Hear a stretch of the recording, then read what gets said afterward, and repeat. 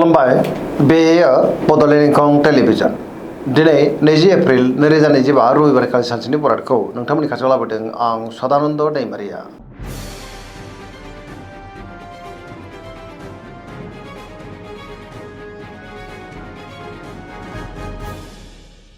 सिगां फरायनो लादों मेष राशि गिबि हांखो अ ल दिनैनि साना जोबोर मोजां। गावनि गोसोनि साननायफोरखौ दिनै गुबुननो फोरमायनोबो हागोन। सुथुरखौ गोरलैयैनो फेजेननोबो हागोन। गुबुननि थाखाय दिनै गोबां मोजां खामानि मावनानै होनोबो हागोन। मावनाय खामानिफ्रा गोरलैयैनो मावफुंजानो हागौ। गोसोखौ दिनै जोबोर गोजोननाय मोनगोन। देहायाबो दिनै मोजाङैनो थागोन। अब्लाबो नाथाय जानाय लोंनायाव सांग्रां जानांगोन। बहानिफ्रायबा हरखाबै मोजां खौरांबो फैनो हागौ। रांखावरियाव दिनै जोबोर मोजां होनजायो। गोबां धोन आरजिनोबो हागोन आरो आयाबो बांगोन। बेफार फालांगियावबो दिनै गोबां मुलाम्फा मोननोबो हागौ। सोरबा लोगोजों बाख्नाय जानोबो हागौ। बिदा फंबायनिफ्राय हेफाजाबखौ मोननो हागोन। बिमा बिफानिफ्राय अननाय आदरखौ मोननो हागोन। गोसोनि बोलोआ बांनो हागौ। समाजावबो मान मोनगोन। लाइमोनफ्रा गावबा गावनि गोसोनि साननायफोरखौ दिनै फोरमायलायनोबो हागोन आरो पजिटिभ एनार्जिनि गोहोम गोग्लैगोन। धोरोमारि बिथिङाव गोसो दुंखांनो हागौ। फरायसाफ्रा दिनै फरायनायाव गोसो दुंखांगोन आरो मोजां फिथाइ मोननोबो हागोन। सरासनस्रायै दिनै साना जोबोर मोजां आरो मोजाङैनो बारग'लांगोन।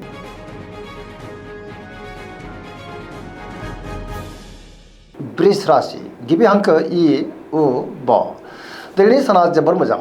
गोदान खामानियाव आखाइ होजेननो हागोन। गोथों आरो गोग्गो साननो रोंगोन। गियाननि आंखाल जानाय नङा। मोनफ्रोमबो बिथिङावनो दिनै जाफुंसारनो हागौ।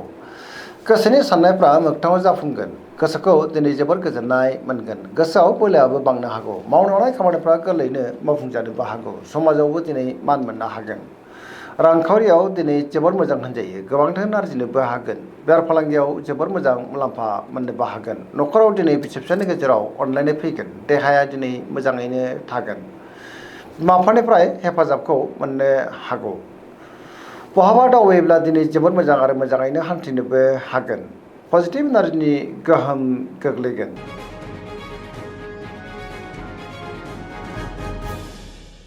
मिथुन राशि गिबि हांखो क स दिनैनि साना मोजां आरो गाज्रिनि गेजेरजोंनो बाबेनलांनो हागौ। गोसोनि साननायफ्रा देबार नांगोन। गावनि गोसोनि साननायफोरखौ दिनै गुबुननो फोरमायनो गोब्राब जानोबो हागौ। गियाननि आंखाल जानोबो हागौ। गुबुननि थाखाय दिनै नाङा फाङा जेंनायाव गोग्लैनांनोबो हागौ। देहाया बारा मोजां थानाय नङा। गोबां रोखोमनि देहायारि जेंनाजों मोगा मोगि जानांनोबो हागौ। जानाय लोंनायाव सांग्रां जानांगोन। रांखावरियाव मोजां अब्लाबो नाथाय खरसाया बांनोबो हागौ। बेफार फालांगियाव मोजां होनजायो। समाजाव मानहानि जानांनोबो हागौ। मावनाय खामानिखौ मावफुंनायाव माबा नङा मोनसे हेंथाबो फैनो हागौ। सोरबा लोगोनिफ्राय हेफाजाब लानांनोबो हागौ। गुबुनजों दिनै मोजां सोमोन्दो लाखिनो गोब्राब जागोन। नेगेटिभ एनार्जिनि गोहोम गोग्लैनोबो हागौ। लाइमोनफोरनि गोसोआ दिनै जोबोर आला खाला जानोबो हागौ। सांग्रां जानाया गाहाम।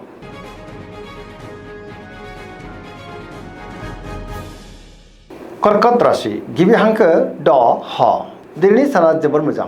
बहाबा दावबायनो एबा हान्थिनो खाबु मोननोबो हागौ आरो मोजाङैनो हान्थिनोबो हागोन। गोसोनि साननायफ्रा मोगथाङाव जाफुंनोबो हागौ। गोबां मोजां खाबुबो दिनै मोननो हागौ। सिगांनि बबेबा आद्रा खामानियाबो दिनै मावफुंजानो हागौ।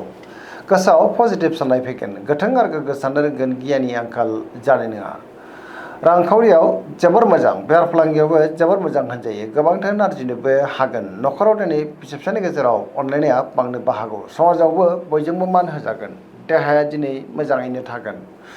गुबुननिफ्राय हेफाजाब मोननानै गोसोआव दिनै जोबोर गोजोननाय मोननोबो हागौ। गुबुननि थाखाय दिनै गोबां मोजां खामानि मावनानै होनोबो हागोन आरो बिसोरजों मोजां सोमोन्दो लाखिनोबो रोंगोन।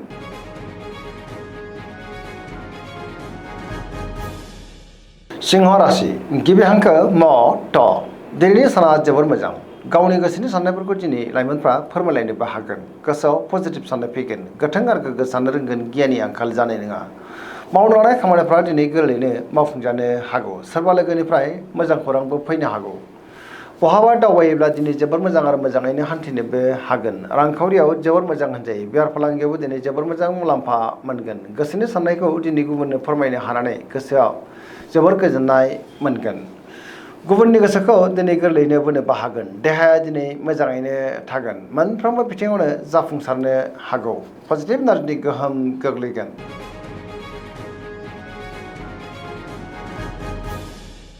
कन्या राशि गिबि हांखो प ट दिनैनि साना मोजां आरो गाज्रिनि गेजेरजों बाबेलांनो हागौ गोसोआव गोनो गोथो साननायबो फैनो हागौ गावनि गोसोनि साननायफोरखौ दिनै गुबुननो फोरमायनो गोब्राब जागोन माबा नङा मोनसे जेंनाजों मोगा मोगि जानांनोबो हागौ सरासनस्रायै दिनैनि साना मोजां आरो गाज्रिनि गेजेरजोंनो बाबेलांनो हागौ गियाननि आंखाल जागोन गावनि गोसोनि साननायखौ गुबुननो फोरमायनो हायैयाव गोसोआव उन्दाबो फैनो हागौ देहाया दिनै मोजाङैनो थागोन अब्लाबो नाथाय जानाय लोंनायाव सांग्रां जानांगोन सोरजोंबा रायखोमा जानोबो हागौ आरो नेगेटिभ एनार्जिनि गोहोम गोग्लैनोबो हागौ लाइमोनफोरनि गोसोआ दिनै जोबोद उरां फारां जानोबो हागौ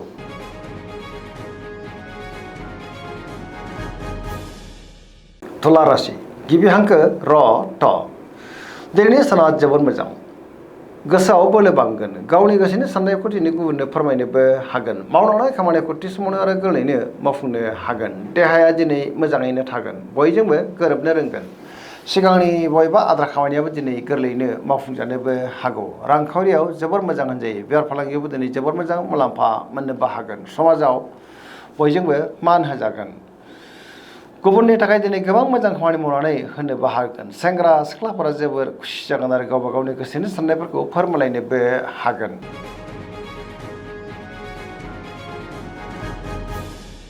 वृश्चिक राशि गिबि हांखो न स दिनैनि साना जोबोर मोजां समाजाव लोगो लेवा बांगोन गोबां मोजां मोजां खाबुबो दिनै मोननो हागौ गोबां मुंदांखा सुबुंजों दिनै बहाबा लोगो मोनज्लायनोबो हागौ पजिटिभ एनार्जिनि गोहोम गोग्लैगोन बहाबा दावबायनो एबा हान्थिनो खाबु मोनगोन आरो मोजाङैनो हान्थिनोबो हागोन सिगांनि बबेबा आद्रा खामानिखौबो दिनै गोरलैयैनो मावफुंनोबो हागोन मावलांनाय खामानिफोरखौ गोरलैयैनो मावफुंनो हानानै गोसोआव गोजोननाय फैगोन मोनफ्रोमबो बिथिङावनो जाफुंसारनो हागौ रांखावरियाव जोबोर मोजां होनजायो मोननो गोनांखौ दिनै मोननो हागोन बेफार फालांगियावबो जोबोर मोजां मुलाम्फा मोननो हागोन आयाबो बांनो हागौ देहाया दिनै मोजाङैनो थागोन गुबुननिफ्राय थोजासे हेफाजाबबो मोननो हागौ लाइमोनफ्रा गावबा गावनि गोसोनि साननायफोरखौ दिनै फोरमायलायनो हागोन आरो गोसोआव पजिटिभ साननाय फैनोबो हागौ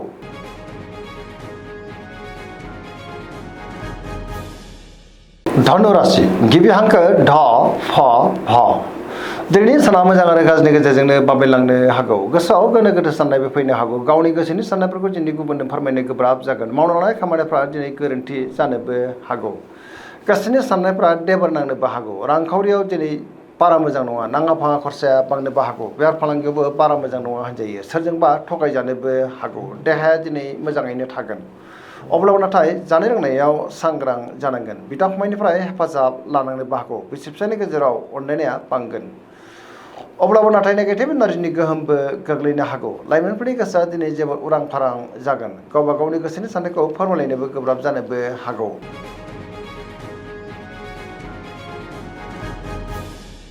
मकर राशि गिबि हांखो ख ज दिनैनि साना जोबोर मोजां गोसोखौ दिनै जोबोर गोजोननाय मोनगोन मावलांनाय खामानिखौ थि समावनो आरो गोरलैयैनो मावफुंनोबो हागोन सिगांनि बबेबा आद्रा खामानिखौबो दिनै गोरलैयैनो मावफुंलांनो हागोन सोरजोंबा बाख्नाय जानोबो हागौ रांखावरियाव मोजां बेफार फालांगियावबो मोजां होनजायो मोननो गोनांखौबो दिनै मोननो हागौ मोनफ्रोमबो बिथिङावनो दिनै जाफुंसारनोबो हागौ गोदान खामानियाव आखाइ होजेननो हागोन बिदा फंबायनिफ्राय थोजासे हेफाजाब मोननोबो हागौ आरो पजिटिभ एनार्जि गोहोम गोग्लैगोन सेंग्रा सिख्लाफ्रा गावबा गावनि गोसोनि साननायफोरखौ फोरमायलायनोबो हागोन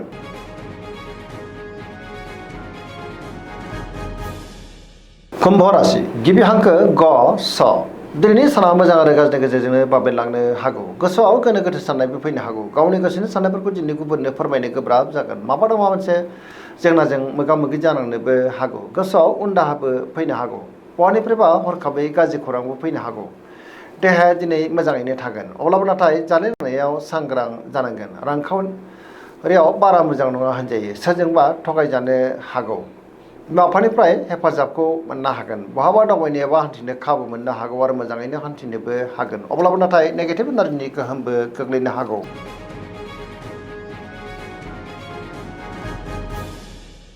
मीन राशि गिबि हांखो ड स दिनैनि साना जोबोर मोजां गोबां मोजां मोजां खाबुबो दिनै मोननो हागौ गोबां खामानियाव मुखुबबो थानो हागौ गोसोआव पजिटिभ साननाय फैगोन गावनि गोसोनि साननायफोरखौ दिनै गुबुननो फोरमायनोबो हागोन बहाबा दावबायनो एबा हान्थिनो खाबु मोननो हागौ आरो मोजाङैनो हान्थिनोबो हागोन। देहाया दिनै मोजाङैनो थागोन। रांखावरियाव मोजां, बेफार फालांगियावबो मोजां होनजायो। न'खराव बिसि फिसायनि गेजेराव अननानै फैगोन। सोरजोंबा बाख्नायजानानै गोसोआव दिनै जोबोर गोजोननाय फैगोन। लाइमोनफोरनि गोसोआ दिनै जोबोर खुसि जागोन। गावबा गावनि गोसोनि साननायफोरखौबो दिनै फोरमायलायनोबो हागोन। फरायसाफ्रा फरायनायाव गोसो दुंखांगोन आरो मोजां फिथाइ मोननोबो हागोन।